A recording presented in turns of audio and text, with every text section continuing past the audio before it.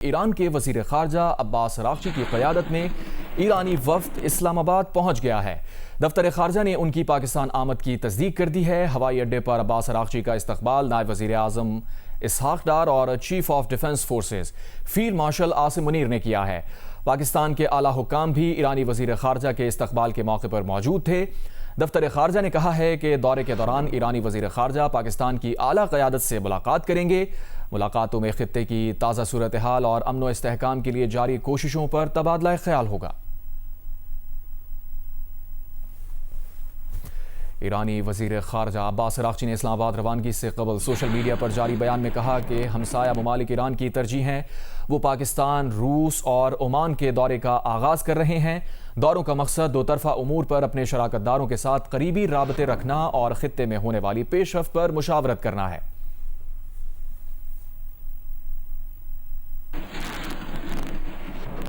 White house ने तस्दीक की है कि अमरीकी नुमाइंदे स्टीव विटकॉफ और जेरेड कुशनर ईरान से मुज़ाकरात के लिए हफ्ते की सुबह पाकिस्तान रवाना होंगे। व्हाइट हाउस तर्जुमान कैरोलाइन लेविट के मुताबिक नायब सदर जेडी वैंस अमरीका में मौजूद रहकर सूरत हाल पर नजर रखेंगे। ज़रूरत पड़ने पर सबको पाकिस्तान रवानगी के लिए स्टैंड बाय रखा जाएगा। तर्जुमान के मुताबिक इन मुज़ाकरात के लिए ईरान ने खुद राब्ता किया और बिलमुशाफा मुलाकात की दरख्वास्त की है। अमरीकी सदर ट्रंप की बरतानवी खबर एजेंसी से गुफ्तगू करते हुए कहा है कि ईरान बातचीत करना चाहता है। अब देखना यह है कि आया कोई मुआहिदा हो सकता है या नहीं। अमरीकी सदर ने कहा है कि अमरीकी हुक्काम ईरान के साथ मुज़ाकरात में उन अफराद से बात कर रहे हैं जिनके हाथ में अभी इख्तियार है।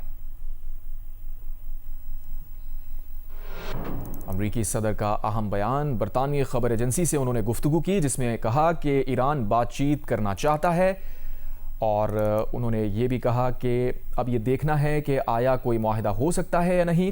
सदर ट्रंप ने कहा कि अमरीकी हुक्काम ईरान के साथ मुज़ाकरात उन अफराद से कर रहे हैं जिनके हाथ में अभी इख्तियार है।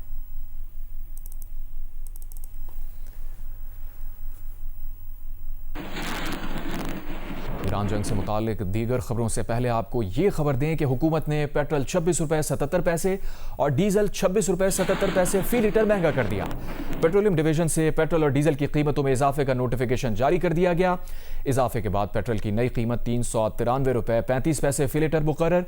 फी लीटर डीजल की नई कीमत 380 रुपये 19 पैसे हो गई। पेट्रोल और डीजल की नई कीमतों का इतलाक रात 12 बजे हो गया है।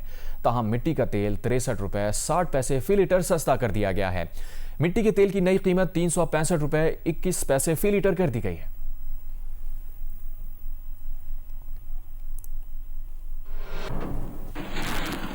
वफाकी हुकूमत ने पेट्रोल पर लेवी में इजाफा कर दिया है। ज़राए पेट्रोलियम डिवीजन के मुताबिक पेट्रोल पर लेवी 26 रुपये 77 पैसे फी लीटर बढ़ा दी गई है। लेवी बढ़ाने के बाद पेट्रोल पर लेवी 107 रुपये 38 पैसे फी लीटर कर दी गई है।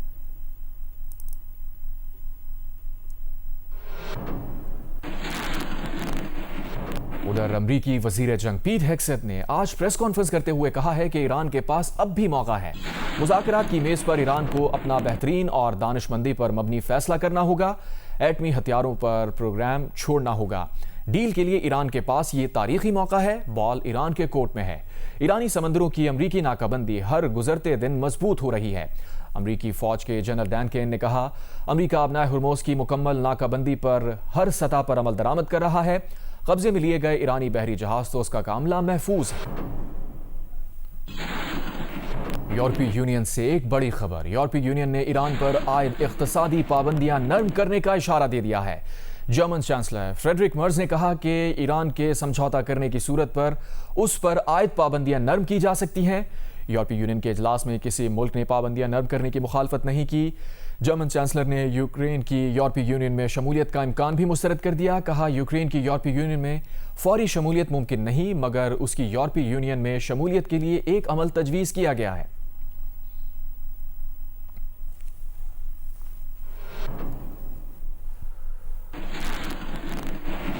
अमरीकी पाबंदियों का शिकार क्यूबा का सुपर ऑयल टैंकर अपना हुर्मुज़ क्रॉस कर गया।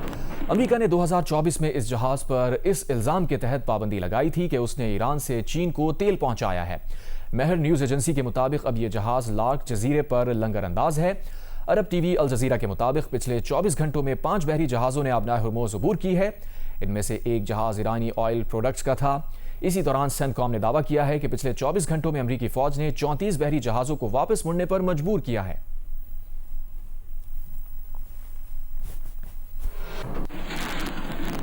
अक़वाम मुत्तहिदा में ईरानी मिशन ने कहा है कि अमेरिका ने 19 अप्रैल को ईरान के तिजारती बहरी जहाज तोस्का पर गैर कानूनी कब्जा किया है। उस जहाज पर ईरानियों के लिए दवाएं हैं, जहाज पर डायलिसिस के आलात और दीगर तिब्बी आलात लदे हैं। अमेरिका का ऐसे जहाज को रोकना आलमी कवानीन की सरीहन खिलाफ वर्जी है। इस जहाज पर कब्जे से ईरान में मरीजों की जिंदगियां खतरे में पड़ गई हैं।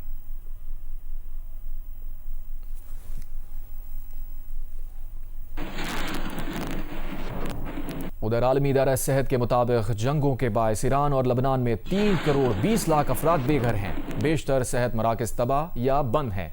बीमारियां बढ़ रही हैं, दवाएं कम हैं। सेहत के इस बहरान से निपटने के लिए आलमी इदारा सेहत को फौरी तौर पर 3 करोड़ 30 लाख डॉलर्स की ज़रूरत है। ताहम इस ज़रूरत का 7% दस्तयाब है।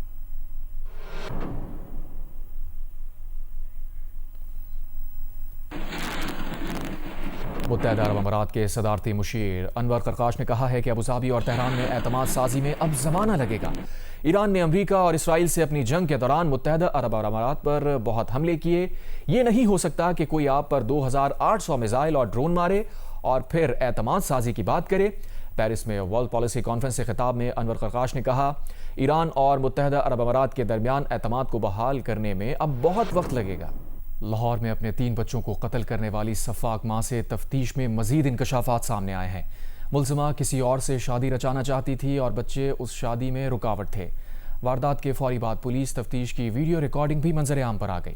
मियां आबिद की रिपोर्ट। लाहौर के इलाके इशरा में 3 मासूम बच्चों का बेदर्दी से कत्ल। सफ़ाक मां का तफ्तीश के दौरान ड्रामा बेनकाब। वीडियो में देखा जा सकता है कि मुल्ज़िमा कितनी पुरइत्माद है। जाए वारदात पर कहती है ब्लड प्रेशर कम हो गया है, रात भी कम हुआ था, ड्रिप लगवाई थी। मियाँ भी हाँ में हाँ मिलाता है। बच्चे जिंदा थे, घर को ताला लगाकर बाहर गए, अंदर कोई नहीं आया।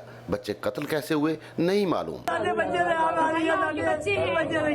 ताला आप लाग गए थे, आप आगे खोले, अंदर कोई भी नहीं, कोई और रास्ता भी नहीं, कोई रास्ता नहीं, जाके देख सकते हो, कोई रास्ता नहीं, देख सकते हो। पुलिस के मुताबिक मुल्ज़िमा की टाल मटोल ज्यादा देर न चली, जल्द ही जुर्म का एतराफ कर लिया। उसने बताया कि वो शहर रमजान से तलाक लेकर झंग के शहरयार नामी लड़के से शादी करना चाहती थी। रोजाना फोन पर राब्ता होता, मोबाइल ऐप के जरिए पैसे भी मंगवाती थी। शादी में बच्चे सबसे बड़ी रुकावट थे। पुलिस हुकाम के मुताबिक CDR से भी हक़ाइक़ सामने आ गए हैं। मुल्ज़िमा 5 दिन के जिस्मानी रिमांड पर पुलिस की तहवील में है और तफ्तीश जारी है। मियां आबिद, जियो न्यूज़, लाहौर। गवर्नर पंजाब सरदार सलीम हैदर खान ने कहा है कि पाकिस्तान में तमाम मज़ाहिब और फ़िरक़ों को मुकम्मल मजहबी आज़ादी हासिल है। मज़ाहिब की आड़ में फ़िरक़ावारियत फैलाने वालों ने सख्ती से निपटा जाएगा। उन्होंने ये बात कराची में बोहरा कम्युनिटी के अस्पताल और मरकज़ के दौरे में कही। गवर्नर पंजाब को इस मौके पर इदारे के मुख्तलिफ शोबाजात के हवाले से तफसीली ब्रीफिंग भी दी गई। आज़ाद कश्मीर की वादी नीलम में ताउबट से केल आने वाली सयाहों की गाड़ी दरियाए नीलम में जा गिरी। रेस्क्यू एहलकारों के मुताबिक हादसे में एक खातून सयाह जाँ बहक और 5 अफराद जख्मी हो गए। जख्मियों को THQ अस्पताल मुंतकिल कर दिया गया। रेस्क्यू इदारे के मुताबिक हादसा सड़क पर फिसलन के बायस पेश आया।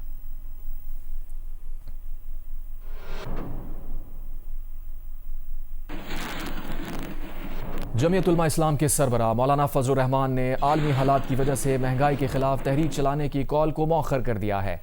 लोधरा में मीडिया से गुफ्तगू के दौरान उन्होंने कहा, दुनिया के हालात इस वक्त इस तरह पैदा कर रहे हैं, मुल्क में आइन और कानून की हुक्मरानी होनी चाहिए। ईरानी नेशनल सिक्योरिटी कमीशन के सरबराह इब्राहिम अजीज़ी ने कहा है कि अमरीकी कांग्रेस में वाख़ज़े के मुतालबा का सामना करने वाले अवामी मकबूलियत खोने वाले सदर ट्रंप को ईरान के बारे में बात करने का कोई हक़ नहीं। ईरान अपने बहादुर अवाम की शमूलियत और इनकलाब के रहबर आला के इक़दामात की रहनुमाई में चल रहा है।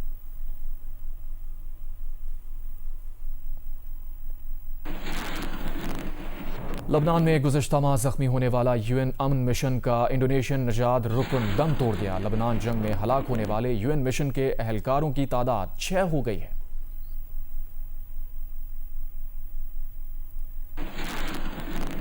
अमेरिका की जानिब से आबनाए हुर्मुज़ की नाकाबंदी की जा रही है। उसका ईरान पर कैसे असर पड़ रहा है और आबनाए हुर्मुज़ ईरान की बरामदात के लिए क्यों अहम है, इस रिपोर्ट में जानिए।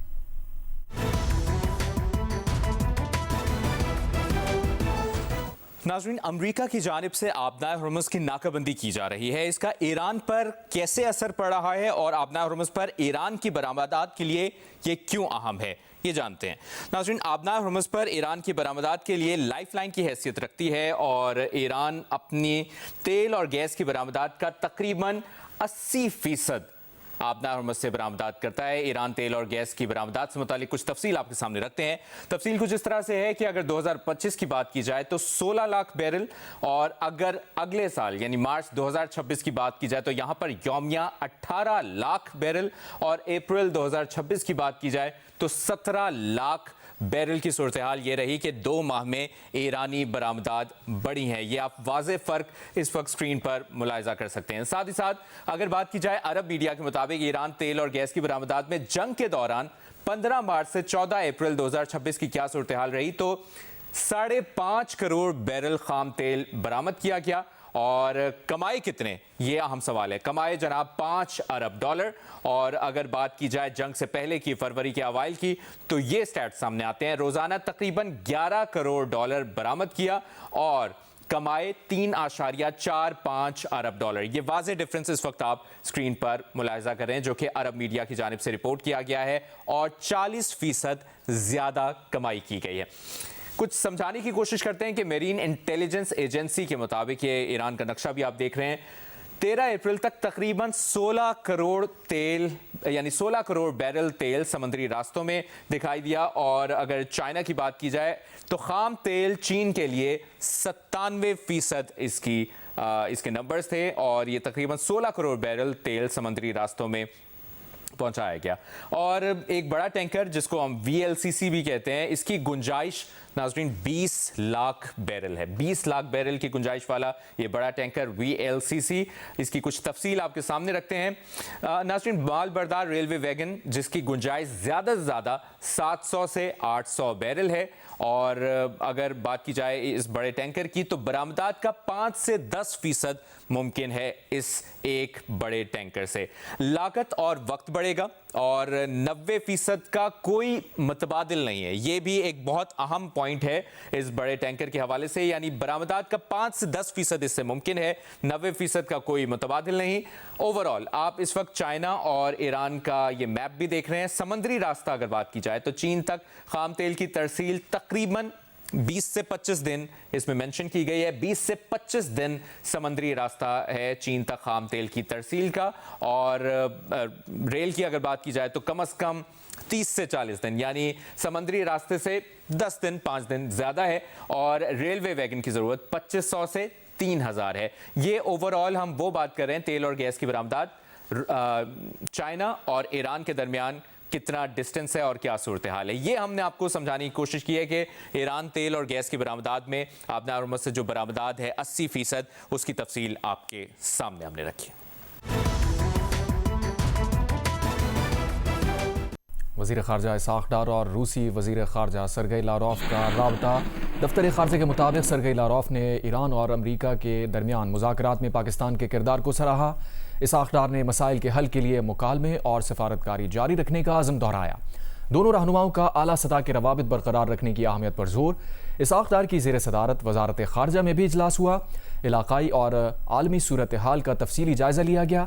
इसाक़ डार का इलाकाई चैलेंजेस के हल के लिए मुज़ाकरात की अहमियत पर जोर।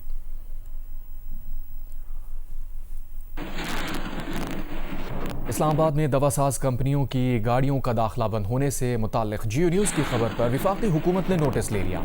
वफाकी वज़ीर दाखिला मोहसिन नकवी ने चीफ कमिश्नर इस्लामाबाद और डिप्टी कमिश्नर इस्लामाबाद से रब्ता किया और दवासाज कंपनीज की गाड़ियों को इस्लामाबाद दाखिले की इजाज़त देने की हिदायत की।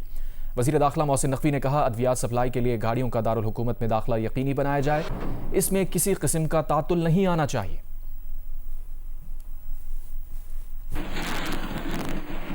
इस्लामाबाद हाई कोर्ट के जजेस के दीगर हाई कोर्ट्स में तबादले से मुताल्लिक़ 1/3 अरकान की जानिब से रिक्विजिशन के बाद जुडिशल कमीशन का इजलास 28 अप्रैल को होगा। इससे पहले चीफ जस्टिस पाकिस्तान ने इस्लामाबाद हाई कोर्ट के चीफ जस्टिस की गैर रस्मी दरख्वास्त पर इजलास बुलाने से इनकार कर दिया था। अब्दुल क़य्यूम सिद्दीकी की report. Chief justice justice Yahya Afridi को इस्लामाबाद हाई कोर्ट के chief justice justice Sarfaraz Dogar ने जस्टिस खादिम सोमरो जस्टिस सुमन रिफत के सिंध हाई कोर्ट में तबादले के लिए जुडिशल कमीशन का इजलास बुलाने की गैर रस्मी दरखास्त की थी, जिस पर कमीशन के सरबराह जस्टिस याह्या आफरीदी ने चीफ जस्टिस पाकिस्तान ने इजलास बुलाने से इनकार करते हुए करार दिया था कि ऐसा तबादला जो दर हकीकत सजा या बरतरफी के मुतरादिफ हो आईनी तकाजों के मुनाफी है। ऐसे तबादलों की इजाजत देना एक खतरनाक नजीर कायम करेगा। जजेस को महज इंतजामी बुनियादों पर काबिल तबादला या काबिल इस्तेमाल समझना अदालती निजाम की बुनियादों के खिलाफ है। चीफ जस्टिस के खत में कहा गया कि बाद अज़ां 7 अप्रैल को कमीशन के सेक्रेटेरिएट को हाथ से लिखी एक दरखास्त मौसूल हुई जिस पर तारीख दर्ज नहीं थी, जिस पर कमीशन के 5 मोअज़्ज़िज़ अरकान के दस्तखत मौजूद थे और इसमें 5 नामजद जजों के तबादलों के लिए कमीशन का इजलास तलब करने की इस्तदा की गई। इन जजेस में जस्टिस मोहसिन अख्तर क़यानी को Lahore high court, justice Babar Sattar को Peshawar high court, justice Arbab Tahir को बलूचिस्तान हाई कोर्ट, जबकि जस्टिस समन रिफत इम्तियाज और जस्टिस खादिम सोमरो को सिंध हाई कोर्ट तबादला के लिए कमीशन का इजलास तलब करने की दरखास्त की गई। चीफ जस्टिस के खत में लिखा गया कि आइन के आर्टिकल 175A के तहत सेक्रेटरी कमीशन इस दरखास्त की बुनियाद पर इजलास तलब करने के मुजाज हैं, बशर्ते कि वो इन वजूहात को कमीशन के तमाम अरकान तक पहुंचा दें। कमीशन ज़राए के मुताबिक कमीशन अरकान की रिक्वेजिशन पर सेक्रेटरी कमीशन ने 28 अप्रैल को कमीशन का इजलास तलब कर लिया है। आइन के तहत 1/3 अरकान की रिक्वेजिशन के बाद 15 दिन में जुडिशल कमीशन का इजलास बुलाना लाजिम है। अब्दुल क़य्यूम सिद्दीकी, जियो न्यूज़, इस्लामाबाद। जियो स्पोर्ट्स में आपको बताएं, HPL PSL 11 में इस्लामाबाद यूनाइटेड के रिचर्ड ग्लेसन, शादाब खान और इमाद वसीम की तबाहकुन बॉलिंग। हैदराबाद किंग्समैन को 8 विकेट से हराकर प्लेऑफ के लिए क्वालिफाई कर लिया। इवेंट में आज कराची किंग्स का मुकाबला क्वेटा ग्लैडिएटर्स से होगा। दूसरे मैच में पेशावर ज़ल्मी लाहौर कलंदर्स के मद्दे मुकाबिल होगी। इवेंट के मैचेस जियो सुपर और माइको से बराह रास्त नशर हो रहे हैं। कराची आर्ट्स काउंसिल में मुनफरिद तस्वीरी नुमाइश का आगाज़ हो गया है। नुमाइश में माहौलियाती तब्दीली, हिजरत और समाजी कशीदगी के मौज़ूआत को मुसव्विराना फनपारों के जरिए उजागर किया गया है। रिपोर्ट कर रही हैं नुमाइंदा जियो न्यूज़ किरण खान। आर्ट्स काउंसिल कराची में माहौलियाती तब्दीली और इंसानी ज़िंदगी पर इसके असरात के हवाले से मुख्तलिफ फ़नकारों के फ़नपारों से सजी नुमाइश का एहतमाम किया गया। नुमाइश में अदीला सुलेमान, अली बलोच, खौला जमील, मारिया पटेल और नादिर सिद्दीकी के फ़नपारे शामिल हैं। इन फ़नपारों में बिलखुसूस कराची और मुल्क के दीगर हिस्सों के बदलते मंजरनामे और इंसानी ज़िंदगी पर माहौलियाती असरात को उजागर किया गया है। मुंतज़मीन के मुताबिक नुमाइश का मकसद मौसमियाती बहरान, नकल मकानी और खामोशी से जन्म लेने वाली गुमशुदगी को एक नए ज़ाविये से पेश करना है। मैंने ये प्रोजेक्ट जो है एक प्रोफेसर है निकोला खान, उनके साथ किया है। एंड द आइडिया है इसके जिन लोगों का, जिन आर्टिस्ट का काम है फ्लड्स के ऊपर, डिस्प्लेसमेंट के ऊपर, माइग्रेशन के ऊपर, शनाख्त के ऊपर, फोकसिंग ऑन कराची प्रेडोमिनेंटली, लेकिन हमारी एक फिल्म कलाशा कम्युनिटी के ऊपर भी है। तो हम डिफरेंट आर्टिस्ट्स को यहाँ पर लेकर आए हैं जिनका काम डिस्प्लेसमेंट, डिजास्टर, डिसअपीयरेंस के बारे में बात करता है। फनकारों ने मुख्तसर दौरानिए की दस्तावेजी फिल्म समेत ऑडियो स्टोरी के साथ फोटोग्राफी और अपने दीगर फनपारों की नुमाइश भी की है। इकोलॉजी की डिसअपीयरेंस जो है वो डॉक्यूमेंट भी नहीं हो सकती और ना उसके बारे में कोई इस तरह से बात हो सकती है, तो उसको एक डिफरेंट एंगल चाहिए था।